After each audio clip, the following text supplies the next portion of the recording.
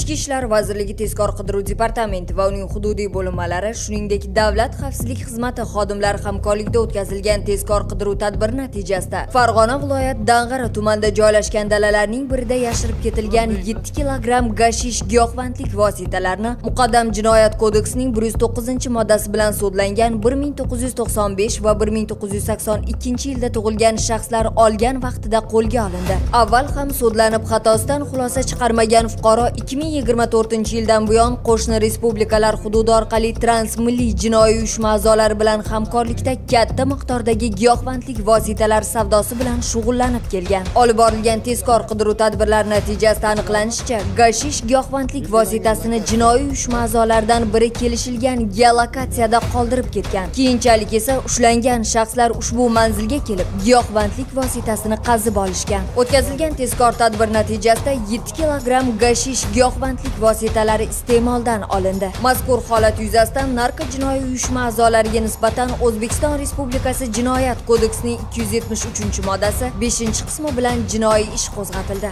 Bugungi kunda giyohvandlik xavfi aholi genofondi uchun eng katta tahdid bo'lishi bilan birga yoshlar o'rtasida bu illatning ommalashishi har bir insonni tashvishga solmoqda. Xuddi shunday tezkor tadbirda Toshkent shahridagi nufuzli oliy ta'lim muassasalari talabalari tomonidan aniqlangan bir nechta holatlar fosh etildi. Mirobod va Mirzo Ulug'bek tumanlarida 1 kilogramm 604 gramm turli xildagi giyohvandlik vositalari tarqalishi oldi olindi. Unda 2004-yilda tug'ilgan talaba yigit Mirobod tumanida 7 dona izolentaga o'ralgan marixuana giyohvandlik vositasini zakladka usulida joylashtirayotgan vaqtida ushlandi. U 3 oydan buyon Telegram ijtimoiy tarmoqlaridagi narko do'konda kurator ko'rsatmasiga asosan yirik miqdorda giyohvandlik vositalarini tarqatish bilan shug'ullanib kelgan. Davom ettirilgan tezkor tadbirda uning ijaradagi turar joydan 698 gramm alfa PVP, 471 gramm mefedron sintetik giyohvandlik vositalari, 433 gramm marixuana, shuningdek giyohvandlik vositalarini qadoqlashda ishlatiladigan 3 dona elektron tarozi, 600 dona zip paket, 5 dona izolatsion lenta, 4 dona flakonda noma'lum suyuqliklar borligi aniqlanib, ashyoviy dalillar sifatida hujjatlashtirib olindi.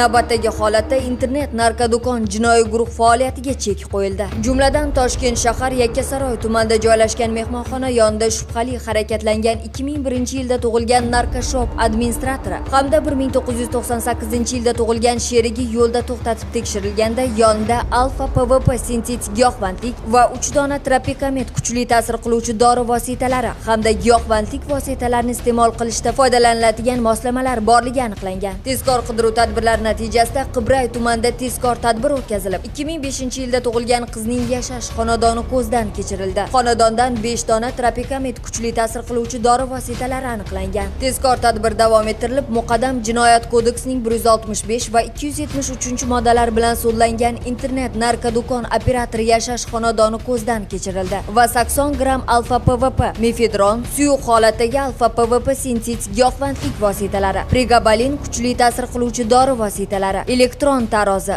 va zip paketlar, magnitlar ashyoviy dalillar sifatida hujjatlashtirib olingan. Tezkor kuzatuv vaqtida ushbu xonadondan chiqib kelayotgan 2004 va 2006-yilda tug'ilgan zakladchik talabalardan tarqatish uchun tayyorlab qo'yilgan 30 dona izolatsion lentaga o'ralgan alfa PVP sintetik giyohvandlik vositalari borligi aniqlangan. Tezkor qidiruv tadbirlari davomida internet narko do'kon jinoiy guruh a'zolari qo'lga olindi. Mazkur holat yuzasidan jinoiy guruhga nisbatan O'zbekiston Respublikasi Jinoyat kodeksining 273-moddasi 5-qismi bilan hamda 251 prim 1-modda 2-qismi bilan jinoiy ish qo'zg'atilgan.